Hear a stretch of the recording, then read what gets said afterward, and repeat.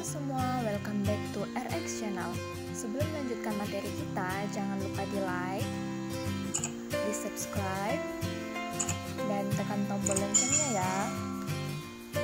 Nah, kali ini kita akan melanjutkan materi kita dengan pembahasan yang baru, yaitu bagaimana sih pengobatan yang dilakukan dalam menangani suatu penyakit, seperti perawatan apa atau obat-obat apa sih yang sesuai kebutuhan tubuh pasien. Nah, hal ini dikenal dengan istilah algoritma.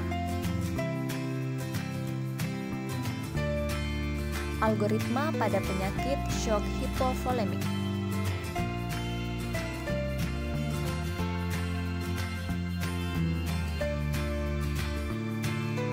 Dimulai dengan melihat bagaimana keadaan perfusi jaringan pada pasien.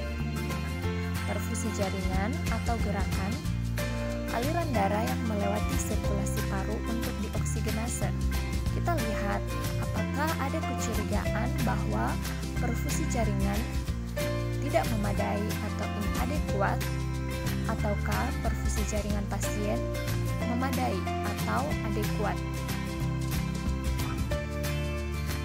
Jika tidak memadai atau inadekuat, maka pasien diberikan 20 ml per kilogram per menit ringer laktat atau infus secepat mungkin jika tekanan tidak terukur atau kelelahan yang terlihat jelas.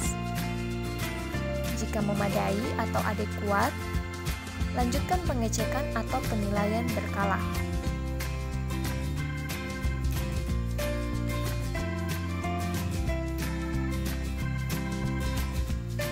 Nah, setelah pemberian ringer laktat, kita lihat kembali apakah perfusi jaringan telah memadai ataukah belum.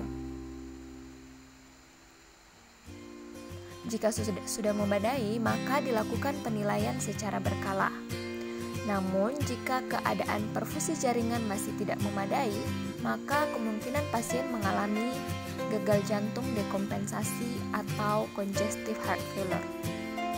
Jika pasien benar-benar memiliki kemungkinan mengalami gagal jantung dekompensasi dan tekanan darah kurang dari 90, maka dimulai dengan pemberian dopamin pada dosis 5 mikrogram per kilogram per menit dan dipertimbangkan untuk menggunakan kateter pulmonari arteri. Namun jika tekanan darahnya tidak kurang atau dengan kata lain di atas 90, maka dimulai dengan pemberian dobutamin pada dosis 2 mikrogram per kilogram per menit dan dipertimbangkan untuk menggunakan kateter pulmonari arteri.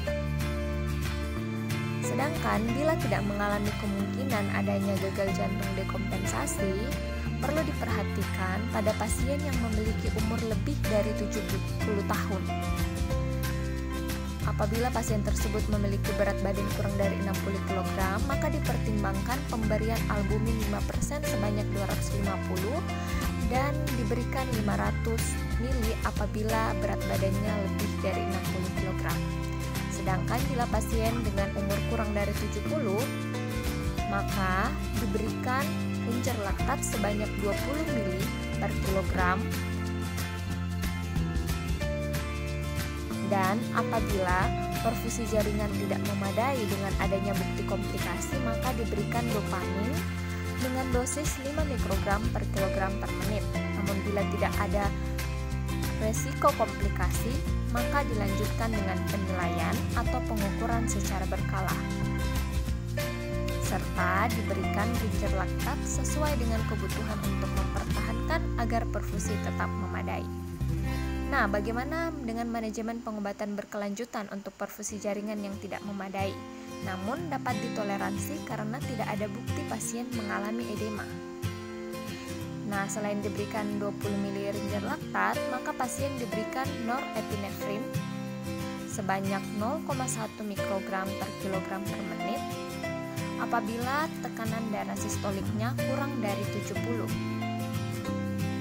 Pasien juga diberi dopamin sebanyak 5 mikrogram per kilogram per menit jika tekanan darah sistoliknya berkisar antara 70 sampai dengan 90. Pasien juga diberikan dobutamin sebanyak 2 mikrogram per kilogram per menit dan ditingkatkan dosisnya menjadi 5 mikrogram per kilogram per menit apabila tekanan darahnya telah mencapai di atas 90.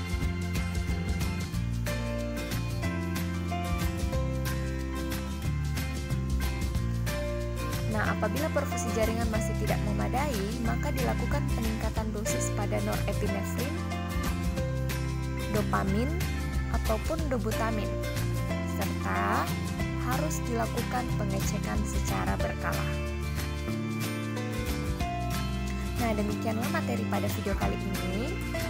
Terima kasih, and see you in the next video di RX Channel. Bye-bye.